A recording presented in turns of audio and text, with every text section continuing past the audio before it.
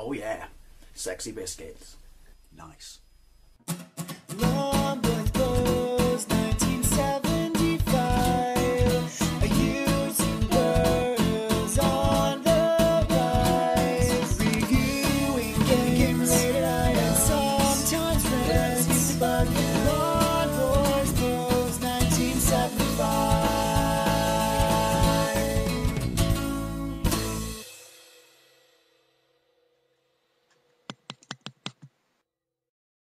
Hey YouTube, Longboys Post 1975. Welcome back to another Retro Game Systems comparison video. In this video I want to compare one of my favourite arcade machines of all time, the New Zealand Story, released in the arcades in 1988 by Taito. Basically, you play a Kiwi, obviously a flightless bird indigenous to New Zealand, but in this game you're kind of more like a baby, you know, chick, and you got a bitchin' pair of, you know, sneakers. I like to think that since he can't fly, they're probably, you know, Nike Airs. Never mind. But yeah, gonna play it. I can't play it on the arcade. MAME is a fickle beast, as I said before, on my Wii, and it hates me. It's like the taxman. It takes everything it can from you, but gives you very little back in return. So I'm gonna play the Megadrive, the PC Engine, the Sega Master System, the NES, the Commodore, and the Sinclair ZX Spectrum. Guess which is my favourite. As always, if you have any requests for games you would like me to compare, leave a comment and a doohickey down below, and I hope you enjoy. Right, let's start with the first version. I only played this, you know, for the first time a few years ago. This is obviously a Sega Mega Drive and or Sega Genesis version, ported to the Mega Drive and or Genesis by Taito themselves in 1990. Now, you would expect this to be the most sort of decent, oh, come out with my bird, no pun intended, decent, you know, representational port of the arcade game. Outside of Amiga and Atari ST, because I can't, you know, emulate them. But then I would have thought this would be better in them as well. Right, so jump, fire. Right, so we start the zoom. Right off the bat, you can see that, you know, it bears a very, very strong resemblance to the arcade. I wouldn't say it's arcade perfect, but we'll get to that. Oh, plus I can't hammer jump. I mean, tikis can't fly anyway. These things spawn like little bastards. They're like germs and shit. Tikis? No, Kiwis can't fly anyway, but in the arcade, and a few other versions... Right, hang on. Nice. Oh, you don't want the bomb, it's shit. Yeah, you can hammer jump, and you kind of flap your wings and slow your descent. Oh shit, to some degree. Now, yeah, right off the bat, I was going to say that you would expect this to be the most arcade, you know, perfect port, but the level design for the first level at least is not how I recall it. Right, oh, there's little spawny bastards up here, I recall that. But yeah, it looks absolutely brilliant. The music is a, you know, decent rendition. The music gets on your tits really quickly though, because it just runs in a loop. Right, there we go. Yay! That's a warp zone. You can actually find, or you could in the arcade, warp zones, you know, that give you a shortcut to other levels. Yeah, I don't know if this is expanded universe, probably the wrong phrase, but this is not. Oh, fucking hell, I got turbos. Oh shit, how I remember the layout of the arcade. Well, it's not the layout of the arcade. Whether it's later levels or not, because I'm not going to lie, I never got that far in it. Amazingly, I did complete it on the Spectrum. God knows how. You'll see that. Why is everyone flying like the bloody crappers? Clappers. Oh, those bats are assholes, see? Ah, right, anyway. On to the next version, methinks. Right, this is New Zealand Story on the PC Engine and or Turbografx, although I don't know if it got a release in North America. I actually have the hue card of this game. I would say this is probably... not my favourite version, but it's up there. Definitely better than the Mega Drive, and probably a better representation of the arcade. Right, let's crack into it. There we go. Right, 3 lives. Nice, nice, bright, colourful. I mean, you would expect it being the PC Engine could clearly compete with the Mega Drive, you know, even though it's technically an 8-bit system. Alright, yes, it has a 16-bit graphics processor, but look at it. It looks absolutely fantastic. I have got a kind of fly action. Right, again, got really cool graffiti, just super bright, super colourful, and I'm controversial. I would say that not only is the music more accurate on this version, but the controls feel tighter than they do than the Megadrive version. Like these toy soldiers throw boomerangs. This is the first level I remember. Right, so be careful when you shoot them, because if their boomerang's already in mid-flight, then it comes back and twats you in the face. Right, a little bit more of the next level. I want to see if it's got warp zones, because not every version did. Piss off, you crusty wankers. Oh, I got turbo speed now. That little joystick you saw in the first stage. Yep, it's got warp zones. Nice. That basically means if you got flight, oh, the turbo means I can spit death with a bow and arrow. Yeah, if you got flight, you don't, lose your altitude or decrease. Oh shit, sorry, don't Indiana Jones and leap into the unknown, because those were spikes. Shame they're the same colour as the background, right. Ooh. Ooh. Yeah, I don't need the balloon. Right, nice. Ooh. Fuck. Oh, and these people. Leg it. Sweet. Yeah, this to me is pretty much bang on the arcade, and at least it's kind of, I wonder why Taito, I mean, obviously, well, how much time difference was there between the two versions, but I wonder why Taito went a different route than the Megadrive version. Check it out.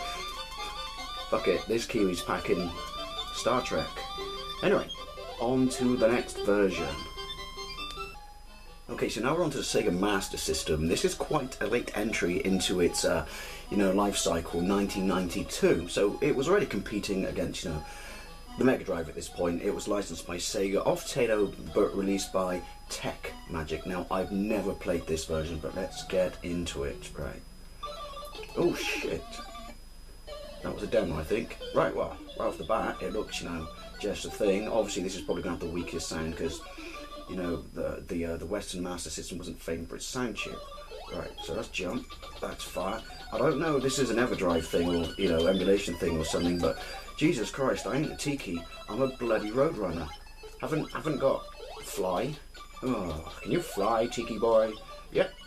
You can cross-reference Robocop with 80s arcade games and come up with brilliant quotes. Sorry. Oh, fucking hell, am I running out of time already? No, you don't. Oh, bollocks, I got the bombs. Shit, these things are fucking bollocks. Well, no, they are fucking bollocks. Interesting to see. Right, use your invulnerability, that's it. If this takes the arcade route, or what they did with the Mega Drive, even though it's Tech Magic, oh, it clearly is taking the arcade route, so, shit. Why didn't the Mega Drive? I mean, that was before this one. Right, I like it. It just seems a bit too tits frisky quick. That's not, not saying I want it to be slow and shit. It's got the nice, wonderful, colourful background, graphics, but, yeah, I don't know, it seems a little bit bollocks. Speedy, if you will. Right, let's try that again. That was terrible. Right, leg it. Shouldn't be a problem in this game. I mean, look at me. Oh, I forgot you can shoot their projectiles. Obviously, the fruit gives you, its bonuses basically. As far as I know, that all the weapons are in this. Well, you saw me get the bomb, so I'm hoping so. Oh, hang on. Look at them. They're a bit more oh, for fuck's sake, they're a little bit more tits frisky or harder than they are in the other versions. Ooh. There we go. Right. Nice. I do like the map screen from the arcade, obviously. Right, let's just see if there's a warp zone. That's what I'm interested in. No, you don't. Oh, graphically, though. I mean, alright, it's very orange, flickery, and there's, yes, warp zones. And there is, even though they look not very warp zoney, but I guess it suffers from the palette. I've got to jump, but there we go, be careful. Oh, that's cool that it's got the warp zones. Right, let's go, up, up, up. It's Tower Inferno, but in fucking zoo form. Yay! Interesting. Decent representation of the arcade, or the levels seem correct, just I don't like the speed of it, not just, the way you play, but the music itself. Oh, I need a... There we go. That's cool. That's cool. That's really cool. Right. Hey! I don't recall getting a joystick, but I don't suffer from the gravity effect that I do in other versions, apart from then, obviously. I'm in my balloon now. Oh, I do in that? I must have got a joystick and not realised. Right, there's a cheat. Well, you could do it on the Spectrum and in the arcade. Or you could get in here. I'm probably on the wrong flying device. And I need that one. Come on. Oh shit, this is not going well. Right, let's see if I can do this. Oh fuck. Right, obviously not. Let's go on to the next version. But yeah, quite impressed with this. A little bit too speedy, I should say, but you know, it's all in there.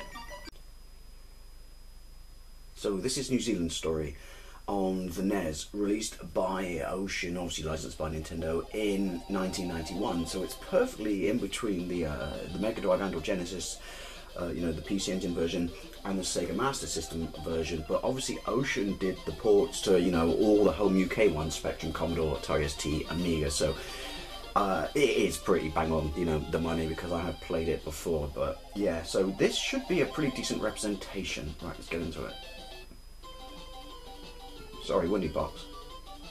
Now, I never thought I would say this, but because I don't mean to ignite playground wars, but I'm sorry, the Master System, at least to me, was better hardware than the NES. Whether it got better games or not, you know, it's a different argument for a different day. But it certainly seems to me that this benefits from a different colour palette, a more pale colour palette. Colour planet. That's not to say it's very, very bright. I mean, to me, at least, it looks more like a Master System game than it does an NES game. Ooh, fucking hell. But yeah, oh shit, this looks absolutely a bang on the money. I'm not sure about the animation, the graphics of the bird. Oh, I can fly as well. Sweet, well, not fly, slightly stop my face hitting the pavement quicker than a brick. But you know, yeah, didn't like the depiction of, you know, the imprisoned bird. But yeah, this looks brilliant. Ooh, you cheeky bastard. But hang on, you're packing tech. Yes, and there are warp zones, although you've got to do this, which is all, it gets me a little bit nervous. Jump, but not a buff, because you can actually, that's really cool. I do like, although that's taken me to a completely different place. Oh yeah, you swim on, oh, another warp zone. Was that necessary? So, while the layout seems to be like the arcade, I don't recall there being, you know, that initial warp zone taking you to fucking the Land of Oz. Oh shit, I hate the balloon, it's shit. Ooh. Right, oh, the fucking spawning frogs. Clearly there's radiation somewhere. Oh, no. Right, there we go. I'm really impressed with this. You know what, I'm going to go on money and say I like the map screen, which, you know, the Master System had, not all versions had, but yeah, I'm really liking this. This is probably one of the better home ports. Right, oh shit, I need to hitch a ride. Eee, I love the fact that I got bitchin' sneakers. It's just simple things like that that make a character iconic from your youth or the arcades. Right, hang on. Floaty. Right, so what? I'm in front of a housing estate? Because, look, let's see. Ooh. What's up with it? If I can do the cheat, which is... No, you can't. There's a platform missing at the bottom there, because... I'm never going to get to show you that. I might do on the Spectrum if you're really jammy or lucky, or if I'm really jammy or lucky. Why is that kid peddling booze in that window? Oh, 90s, well, in this case, 80s arcade games. I salute you. You are so much more, you know, imaginative and interesting than these days. Right, on to the penultimate version. Okay, so this is New Zealand Story on the Commodore 64. The first time I've ever played this version right off the bat. The music looks amazing. I don't know how a true representation of, you know, Tiki is in the bottom right hand corner there, because he looks more like Tweety Pie. Like, seriously, you've been on a diet, son? Anyway, this was actually released by Imagine in 1990. Obviously, Imagine were owned by Ocean, so Ocean basically did all the home ports, but I thought the Spectrum version was by Ocean. I don't know, right, let's get into it. I've never played it before. Now, obviously, I'm emulating my Commodore 64 on my Wii, so jump will probably be up. Right, let's get into it. Right, well, the music, yeah, jump is up. A music, immediate, and I can't shoot projectiles. Fucking hell, check it out, I'm Neo. I don't need to fly when I can bounce like that, bad boy. Right, anyway, sorry, stop wasting time. Yeah, the music's really, really cool. Can't shoot their projectiles, which immediately means it ain't that accurate. Oh, fuck. Bit of screen. There might not be a bit of screen tearing. I think that's just because there's too much colour in the background. Oh, bollocks. Is that live? It looks nice, it's bright, it's colourful, the music's amazing. I don't like that screen effect, though. And, oh, extra time. I thought it stopped the clock, but... It is the arcade route. It's just the way... I didn't get bombs this time. The way they've spaced the levels out, or they've sized the sprites, means... Holy shit, that wasn't in the arcade. I've got heat-seeking ground-to-air missiles. Wow. Don't get me wrong, that wasn't in the arcade, but I'll take it. Can I get up there? Yeah. Yeah, it's weird. It's obviously actual. Why was no bird in the cage? And then she appeared. Was it Stealth Bird? Right. But yeah, no. Oh fuck! Can't shoot projectiles, Dave. That's really annoying. I can't remember if you can on the Spectrum. Oh, I'm invulnerable. Right. Yeah, it's odd. Oh bollocks. It's a decent representation. It's got the weird map thing at the top of the screen though of the arcade. It's just the spacing and the size of the sprites, as I said, that make it odd. Warp zone? No warp zones. That's very annoying. Ooh, no you don't. Right, let's see what the vehicles are like. Vehicles. Ooh. Oh shit, I shot them both. Come on, come on. Are you carjacking it? Ooh. There we go. Get away from the fucking spikes. Now you're just going to shoot me. Oh, bollocks. Oh, he's abandoned it. This is not going to work, is it? Oh, shit. Am I going to run out of time? When's the time kick in? Thank you. Come here, come here, come here. Fruit salad boy. He looks like Sweet Say Sweet when I was a kid. Oh, crap.